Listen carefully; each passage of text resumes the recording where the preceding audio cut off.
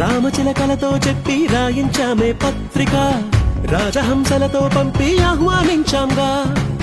కుదురుగా నిమిషం కూడా నిలబడలేమే బొత్తిగా, ఏమాత్రం ఏ చోట రాజీ పడలేక.